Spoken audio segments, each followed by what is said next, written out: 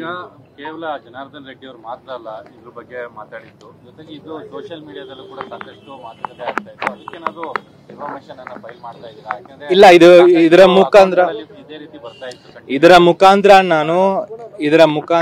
ನಾನು ಈ ಒಂದು ಆಂಗಲ್ ತಗೊಂಡು ಸ್ಟೋರಿ ಬಿಲ್ಡಪ್ ಮಾಡೋದು ಯಾರಾಗ ಇದ್ರು ಕೂಡ ಅವರನ್ನು ನಾನು ವಾರ್ನ್ ಮಾಡ್ತಾ ಇದ್ದೀನಿ. You will face criminal action and this is not my intention, but there is no ಬೇರೆ ದಾರಿ ಇಲ್ಲ. ಈಗ ನನ್ನ ಹೆಸರು ತಗೊಂಡು ಮಾಡಬಹುದು, ನಾಳೆ ಇನ್ನೊಬ್ಬರ ಹೆಸರು ತಗೊಂಡು ಮಾಡಬಹುದು. ಒಬ್ಬ ಪಬ್ಲಿಕ್ ರೆಪ್ರೆಸೆಂಟೇಟಿವ್ ಆಗಿ ನನಗೆ ನನ್ನ ಮೇಲೆ ಆಗುವ ಡಿಫಮೇಷನ್ಗೆ ವಿರುದ್ಧ ಫೈಟ್ ಮಾಡ್ಲಿಕ್ಕೆ ರೈಟ್ ಇದೆ. I will exercise that right. ಈಗ ಈ ಕೇಸಲ್ಲಿ ಶಶಿಕಾಂತ್ ಸೆಂಥಿಲ್ ಅವರ ಹೆಸರು ಬರ್ಲಿಕ್ಕೆ ಪ್ರಮುಖ ಕಾರಣ ಏನು? ಇಲ್ಲ, ನನಗೆ ಗೊತ್ತಿಲ್ಲ.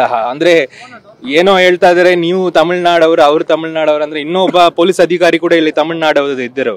ಅವ್ರೀಗ ನನಗೆ ಡೈರೆಕ್ಟ್ ಆಗಿ ಅಲ್ಲಿ ಅಪೋಸಿಷನ್ ಕೂಡ ಇದ್ದಾರೆ.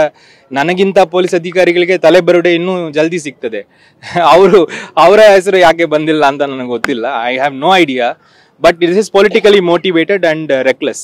ಸರ್, ಈ ಧರ್ಮಸ್ಥಳ ಕೇಸಲ್ಲಿ ಇದಾರಲ್ಲ ಸರ್ ಆರೋಪಿಗಳು, ಅವ್ರು ಯಾರಾದ್ರೂ ನಿಮ್ಗೆ ಪರಿಚಯ ಇದಾರೆ?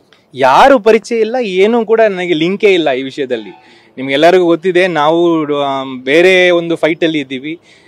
ಇತ್ತೀಚೆಗೆ ನಾನು ಬಿಜೆಪಿಯ ವಿರುದ್ಧ ಒಂದು ಉಪವಾಸ ಕೂತಿದೆ. ಅಂದ್ರೆ ನಮ್ಮ ಶಾಲೆ ಮಕ್ಕಳಿಗೆ ದುಡ್ಡು ರಿಲೀಸ್ ಮಾಡಿಲ್ಲ ಅಂತ ಶಾಲೆ ಮಕ್ಕಳ ಇಶ್ಯೂ ತಗೊಂಡು ನಾನು ಉಪವಾಸ ಕೂತಿದ್ದೆ. ಇದಕ್ಕೂ ಧರ್ಮಸ್ಥಳ ಅಂತ ತಗೊಂಡು ಬಂದು ಒಂದು ಸ್ಟೋರಿ ಹೇಳ್ತಾ ಇದ್ದಾರೆ. ಸೊ ಇದು ಹೀಗೆ ಬಿಟ್ಕೊಂಡೇ ಹೋದ್ರೆ ಡೈಲಿ ಒಂದು ಸ್ಟೋರಿ. ಮತ್ತೆ ಇದರಲ್ಲಿ ಯಾರಿಗೆ ಟೋಪಿ ಆಗ್ತದೆ ಅಂದ್ರೆ ನಮ್ಮ ಕರ್ನಾಟಕ ಜನತೆಗೆ ಟೋಪಿ ಆಗ್ಲಿಕ್ಕೆ ಟ್ರೈ ಮಾಡ್ತಾ ಇದ್ದಾರೆ. ಅದು ನಾವು ಬಿಡಬಾರ್ದು. I think that is not right also. So it is my duty also. ಇದು ಒಂದು ನಾನು ಅಬ್ಜೆಕ್ಟ್ ಮಾಡುವುದು.